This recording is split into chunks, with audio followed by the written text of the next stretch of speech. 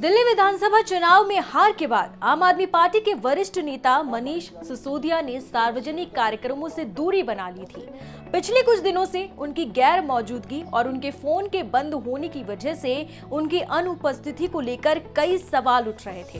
हालांकि अब मनीष सिसोदिया ने स्पष्ट किया है कि वो पिछले 11 दिनों से विपश्यना केंद्र में थे।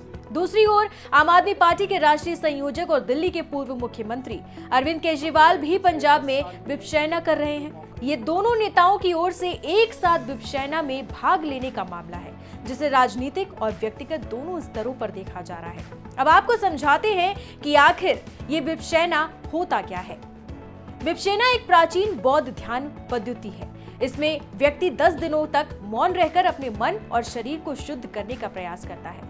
इस दौरान व्यक्ति को बाहरी दुनिया से कोई संपर्क नहीं रखने दिया जाता है, जिसमें फोन, इंटरनेट और अन्य माध्यम शामिल है। ये तकनीक तनाव को कम करने, मानसिक शांति प्राप्त करने और आत्म-विश्लेषण के लिए जानी जाती है। सिसोदिया ने शनिवार को एक्स पर कहा कि इस यात्रा में कोई संवाद नहीं, ना फोन, ना किताबें, ना लेखन, ना ही किसी से नजरों का सामना।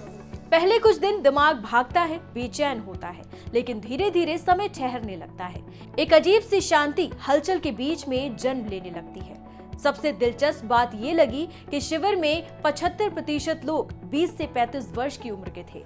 जब आखिरी दिन बातचीत की तो पता चला कि सफलता की दौड़, थकान, उलझती जिंदगियां और भीतर की बेचैनी उन्हें इतनी कम उम्र में ही इस राह पर ले आई है। उनकी शिकायत थी कि जिस शिक्षा ने उन्हें सफलता की इस दौड़ के लायक बनाया है, उसमें इस थकान और इन उलझनों से निपटने का मंत्र भी सिखा दिया जाता, तो हर पढ़े लिखे इंसान की जिंदगी कितनी खुशहाल भी हो सकती है। मुझे खुशी है कि दिल्ली का शिक्षा मंत्री रहते हुए स्कूलों में हैप्पीनेस पाठ्यक्रम के तहत रोजाना हर बच्चे के लिए #हैप्पीनेस क्लास शुरू करा सका। ये शिक्षा के मानवीयकरण की दिशा में एक बड़ा कदम है।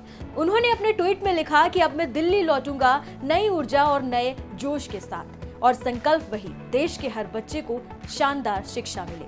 अच्छी शिक्षा हर बच्चे को न सिर्फ सफल बल्कि एक बेहतर इंसान बनाए। शिक्षा के मानवीयकरण का काम भी तो आगे बढ़ाना है। और हाँ, अगर जीवन में आपको भी कभी मौका मिले तो 10 दिन का ये अनुभव जरूर ले। ये केवल चित्त की शांति का मार्ग नहीं, बल्कि स्वयं को जानने का एक दुर्लभ अवसर है। फिलहाल इस वीडियो में इतना ही। बाकी तमाम खबरों को विस्तार से समझने के लिए आप देखते रहिए एनडीटीवी खबर ब्रीफ, मेरे साथ सिर्फ एनडीटीवी के यूट्यूब चैनल पर।